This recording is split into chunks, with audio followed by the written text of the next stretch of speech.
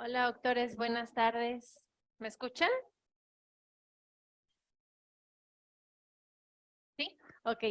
Pues bueno, muchas gracias por llegar hasta el final de este curso. Yo sé que lo que menos quieren o lo que más les aburre es hablar sobre bioética, pero sí considero que es importante, sobre todo todos los que estamos aquí presentes en línea y aquí en este salón, nos dedicamos, yo creo que a la parte más delicada de la medicina, que es la medicina reproductiva. Entonces, hay cosas que sí debemos manejar todos y para esto me gustaría partir de unas preguntitas y saber ¿cuáles son nuestros propios conocimientos sobre el tema del derecho genómico en México? No soy abogada, yo simplemente soy una aficionada de la bioética y yo espero que formalmente en un mes ya sea este, una investigadora de estudios de género. Así que esto lo saqué, ¿por qué? Porque tuve que investigar muchísimo para poder hacer un protocolo de investigación. Ahora sí, a la siguiente.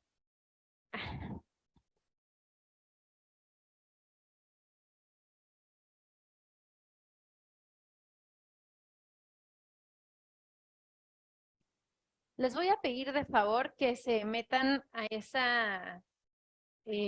código QR, los va a mandar a una encuesta. A ver,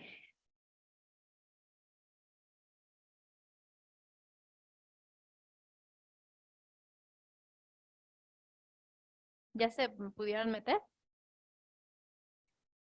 Ok.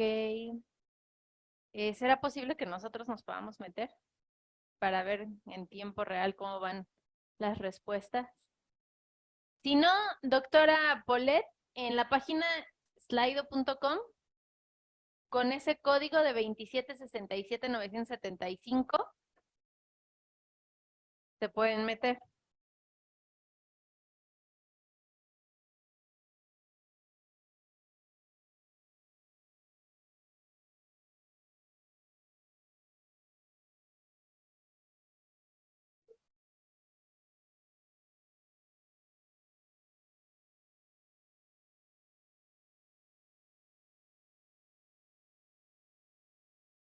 El 2767-975.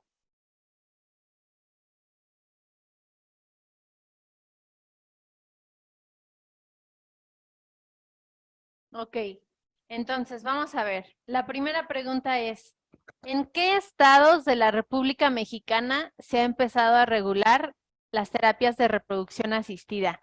Tenemos la primera opción que es Tabasco, San Luis Potosí, Estado de México, Sonora, Michoacán, Zacatecas. La siguiente opción es Puebla, Coahuila, Chihuahua y Veracruz. La tercera opción es ninguna parte. En la cuarta opción es no sé.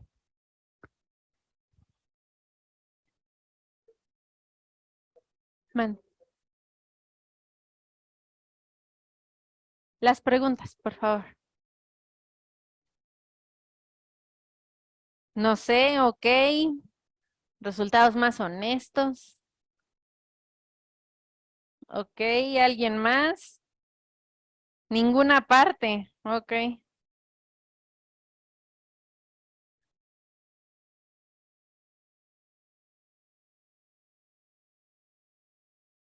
Va ganando ninguna parte.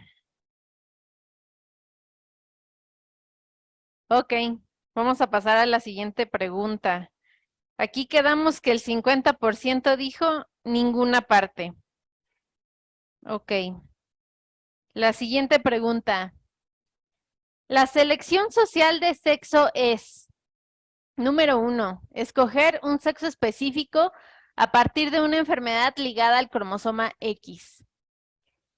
2, escoger el sexo más aceptado según una sociedad específica.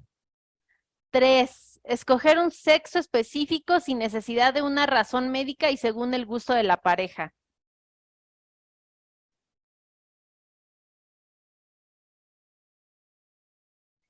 Ahí van, se van debatiendo, se van debatiendo.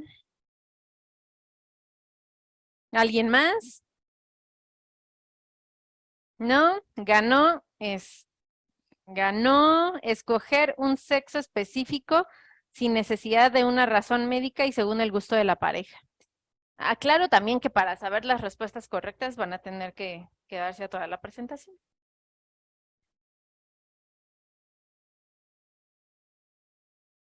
La última.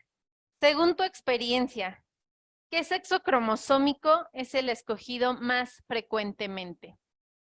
Cuando van y se trata de obtener embriones por fertilización in vitro, sobre todo el equipo de GD que hace PGTA, ¿cuál es el sexo cromosómico, aclaro, que escogen? Ok. Esta fue la pregunta en la que más han participado. Qué bueno. Y no me decepcionaron.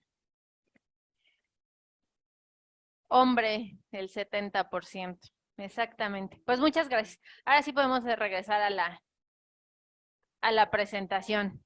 Entonces, tan solo con esta última pregunta, creo que pueden empezar a entender el impacto de la bioética, el impacto que puede tener la regulación del ejercicio de la medicina reproductiva en nuestro país. Entonces, gracias por participar en la encuesta. ¿Por qué es importante hablar de este tema? Ya lo habíamos mencionado anteriormente. Hablar de salud es hablar de un estado de bienestar físico y mental y social, no solamente la ausencia de enfermedad o dolencias. Eso lo sabemos desde hace muchos años.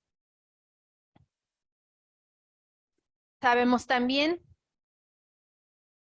que es un derecho humano el que tiene cada individuo para procrear. Y afortunadamente, desde el 94 se hizo más específica esta definición de salud hacia la salud reproductiva, que quiere decir que la salud reproductiva se refiere al estado de bienestar físico, mental y social, no solamente la ausencia de enfermedad en todos los aspectos relacionados al sistema reproductivo, funciones y procesos. Esto es un parteaguas en la medicina y en las políticas públicas, porque aquí empezamos a visibilizar no solamente los problemas relacionados a la infertilidad, sino también empezamos a visibilizar qué es la sexualidad, qué son todos los temas que necesitamos hablar como sociedad para poder realizar políticas públicas y de ahí leyes que nos permitan ejercer nuestra práctica de medicina reproductiva con todos los principios de medicina que nos enseñaron, que eran beneficencia, no maleficencia, autonomía y justicia. La siguiente, por favor. Desde que se propuso esta definición, también se hizo hincapié en que la infertilidad produce discapacidad. A esto se le entiende como que el individuo va a disminuir su rendimiento, sus funciones se van a ver afectadas porque no está logrando este derecho humano que tiene de reproducirse. Y es entonces aquí cuando también muchos autores se llegan a preguntar, entonces, ¿sería obligación federal o por parte del Estado que se cubrieran también estas necesidades? Ese es el objetivo de todas estas convenciones que se han hecho y que se han dado estos términos. No ha sido con el objetivo de señalar o menospreciar a los pacientes que tienen problemas de reproducción, sino de darles un nombre para que a partir de ahí se ataquen los problemas. Ok. Desde hace décadas que trabajamos o que existe la tecnología de reproducción asistida. De hecho, ya este año cumple 45 años la primera persona, mujer, que nació después de haber sido concebida por fertilización in vitro. Y a partir de ese entonces, la verdad es que la tecnología de reproducción asistida ha avanzado muchísimo, tan rápido que a veces avanza más rápido que lo que su regulación lo hace, ¿no? Y últimamente, los argumentos que se dan para tomar las diferentes decisiones a las que llegue una pareja es la autonomía reproductiva, que ahorita les explico un poco más, que yo sé que ustedes saben qué es, pero para los que desconocen, ahorita hablamos un poco más. La siguiente. Las técnicas de reproducción asistida, insisto, a partir desde hace 45 años que nació esta primera persona obtenida por FIV, esta tecnología ha dado pie a que por lo menos 100,000 niños al año nazcan por tecnología de reproducción asistida a nivel mundial.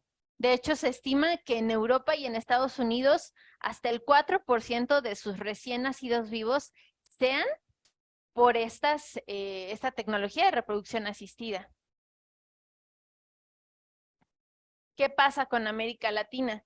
En el caso de América Latina se hizo un estudio muy extenso entre 1990, o bueno, una revisión de lo que fueron los años 1990 hasta 2012, y se vio que cerca de 130,000 bebés habían nacido a partir de estas técnicas de reproducción asistida, y el 78% lo concentraban Brasil, Argentina y México, en ese orden.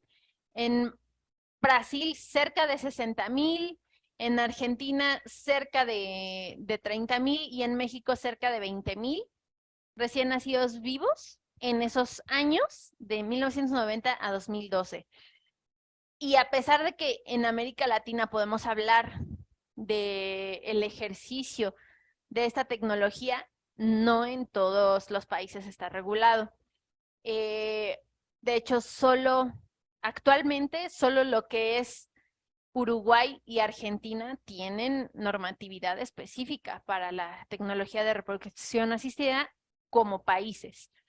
En el caso de otros países, incluso como Costa Rica, pues están prohibidos. Aquí se han tratado de meter organismos internacionales, la Organización Mundial de la Salud, abogando a que esto es un derecho humano. Y pues bueno, en Costa Rica no se ha tenido mucho éxito, y en nuestro caso, ahorita vamos a llegar más. ¿Qué es lo que se sabe de México? Entonces, como les decía, la tecnología de reproducción asistida ha avanzado más rápido que la legislación. Es por eso que en países como Canadá, como Alemania, como Francia, la reproducción asistida se encuentra muy limitada. Y sin embargo, en otros países como Italia, como México, Tailandia, se han convertido en destinos para parejas de diferentes lugares del mundo en los que no pueden ejercer su autonomía reproductiva. ¿Que eso qué quiere decir? Que la pareja decide qué es lo mejor para ellos. Entonces, si en su país no cuentan con la tecnología o no cuentan con la autorización legal para llevar a cabo la medida que ellos consideren necesario, entonces van a buscar ir a otro país como el nuestro para poder ejercer sus decisiones. Y ejemplo de esto fue lo de la terapia de reemplazo mitocondrial que les platiqué la semana pasada, ¿no? Entonces, hoy en día, México forma parte del turismo de fertilidad, que a ciencia cierta, pues no sabemos qué tanto contribuya al Producto Interno Bruto, no sabemos si sí nos está beneficiando como país o no. En Europa y sobre todo en España, las clínicas de fertilidad están obligadas a declarar por lo menos cada año cuáles son sus tasas de éxito y de acuerdo a las técnicas que ellos hayan ocupado. En nuestro país apenas vamos poco a poco, apenas se tiene el registro de las clínicas de reproducción asistida. Como lo había mencionado la doctora Marlene, si no me equivoco, en la segunda o primera clase, se empezó a hacer un registro más extenso de todos estos procedimientos. Hasta donde yo sé, esa iniciativa de hacer un registro nacional hasta el 2018 había quedado en espera, pero dicen que ya avanzó, o al menos eso dijo la doctora. Esperemos que así sea. Está en mira que en nuestro país se haga una norma oficial mexicana para la terapia de reproducción asistida, perdón. Pero hasta que no se avancen en iniciativas más pequeñas, no se va a poder lograr hacer una NOM. Aquí también hay que recordar que es la Ley General de Salud la que debe de normar a nivel país, a nivel federal, lo que todos deberíamos de seguir como médicos, como pacientes, a nivel de la medicina reproductiva, pero pues a falta de una ley general de salud que sea más específica en esto, pues todavía no hemos avanzado, no tenemos un registro, pero sí deberíamos de considerar que las clínicas de reproducción mexicana dieran a conocer sus tasas de éxito y mediante qué procedimientos, para que también así los pacientes puedan escoger más transparentemente sus opciones. La siguiente, por favor. Hay unos temas muy delicados que han sido prohibidos en otros países, pero que en el nuestro se pueden llevar a cabo, como son la selección social de sexo. Esto quiere decir, como lo respondieron muy bien, quiere decir que se van a escoger los embriones de acuerdo a un sexo cromosómico en específico y por el gusto de la pareja. No se necesita de una indicación médica, o sea, alguna enfermedad ligada al cromosoma X. No se necesita de ninguna otra razón más que la pareja decida que quiere un niño o una niña. El balance familiar se refiere a que cuando en una familia tienen hijos en las que hay un sexo predominante, no sé, tienen 3 hijos varones y quieren una niña, ¿no? O viceversa. Entonces, en gran parte del mundo esto está penado, esto está regulado, y en nuestro país, pues no. Y en mi opinión personal, lo que más nos debería de importar es tener un niño sano. 1, 2, el hecho de que cromosómicamente sea varón o sea mujer no nos asegura que en un futuro su orientación sea heterosexual, que se identifique como varón, que se identifique como mujer. Nada de eso está dictado por los genes, no está dictado por nada de la herencia. A pesar de que sí existen los estudios que han tratado de explicar todos estos aspectos multifactoriales a partir de la genética, no han podido lograrlo, no lo van a lograr. La siguiente, por favor. Otro tema muy delicado que hace falta regular en nuestro país es el manejo de los embriones.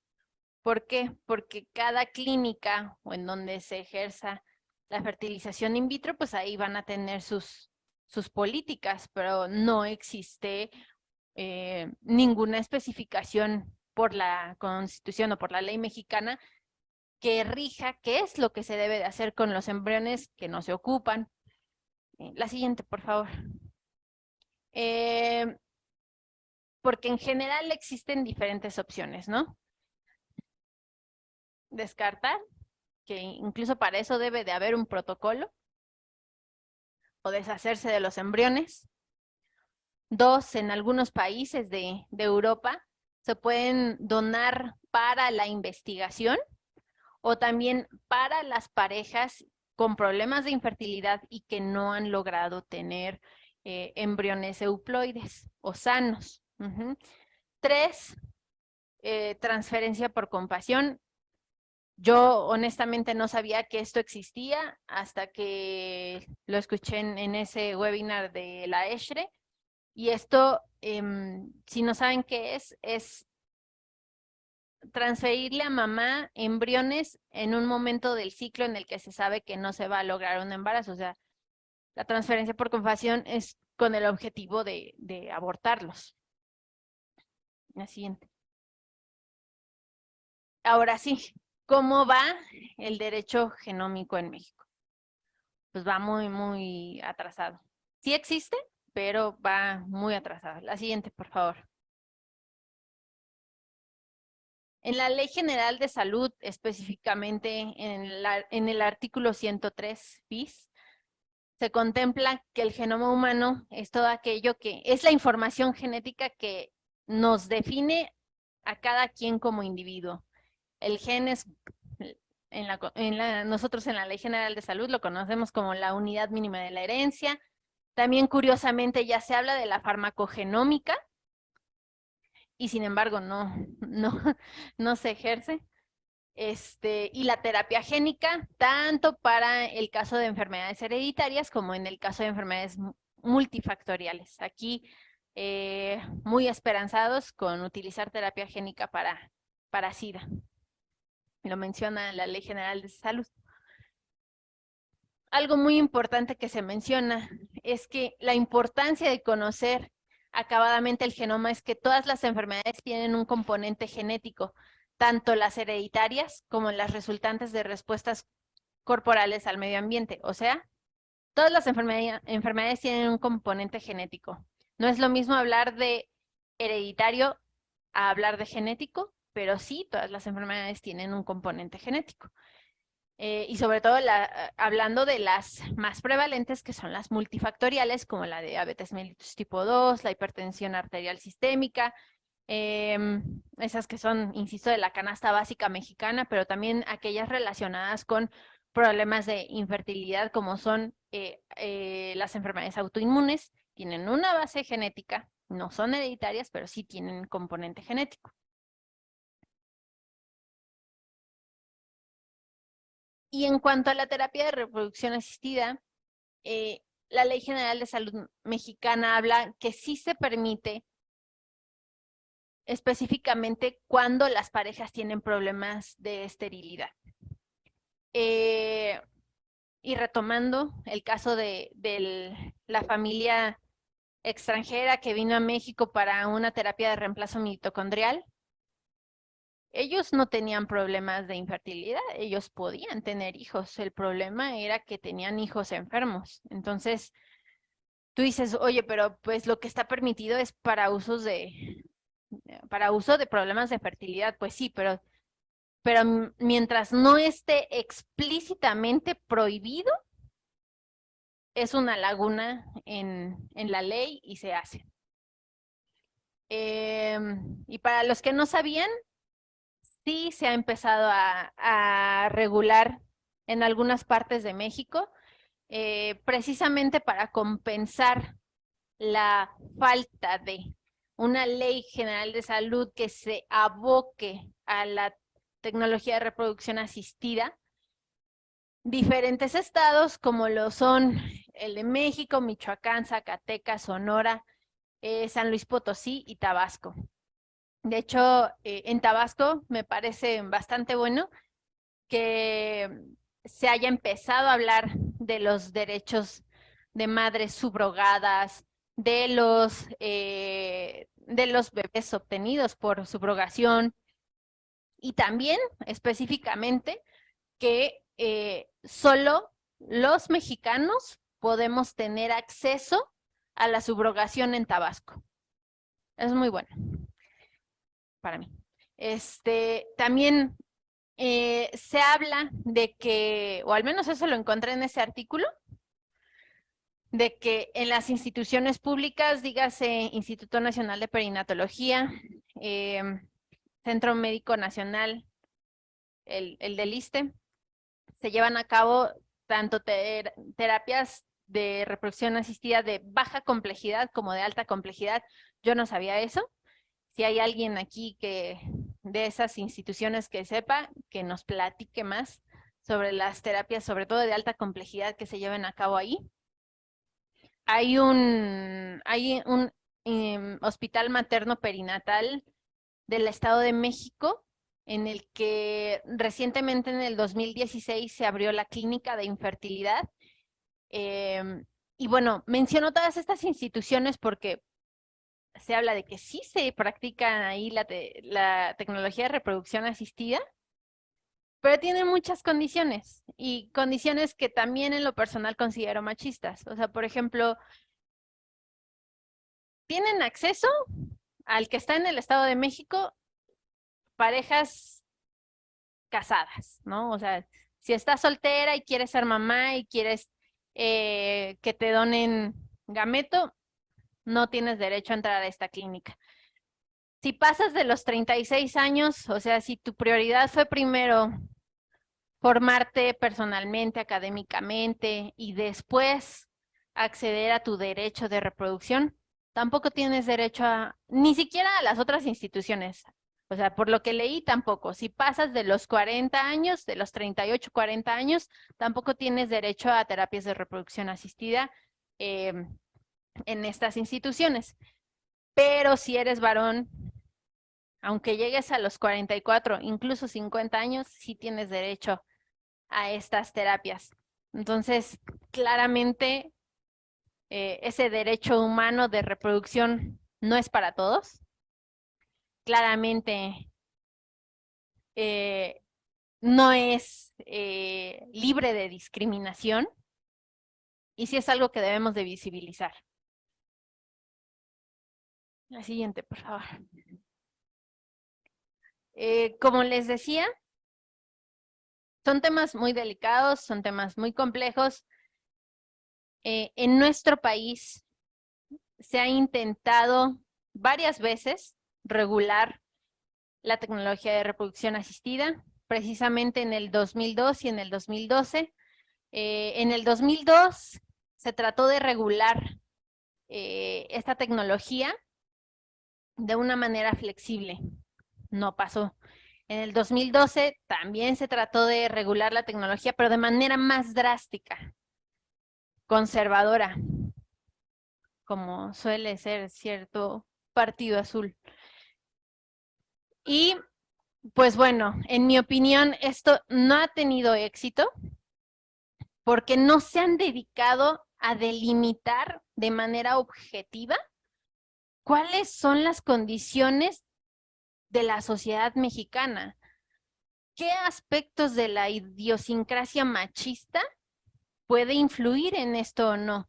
Entonces, yo propuse un protocolo de investigación, se llama Análisis con perspectiva de género de la selección de embriones por su sexo cromosómico mediante tamiz genético preimplantacional. Ya pasó las primeras fases. En junio tenemos la última respuesta.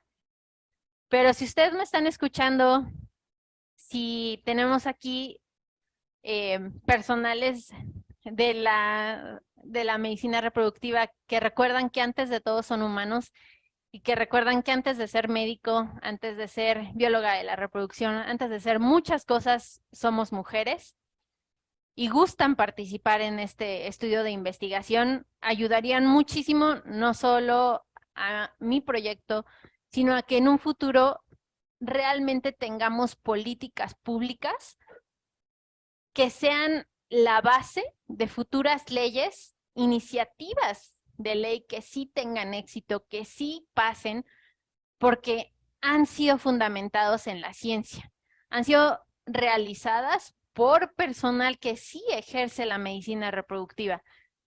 Entonces, para esto, pues nada más hago el comercial rapidísimo.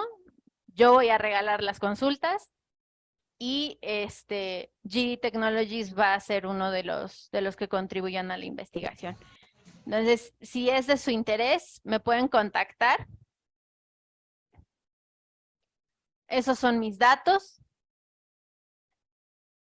por si las 4 veces anteriores se les han pasado.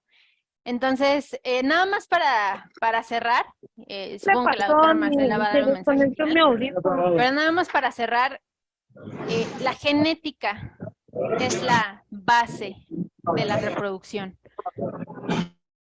Debemos de trabajar como un equipo multidisciplinario, no somos competencia.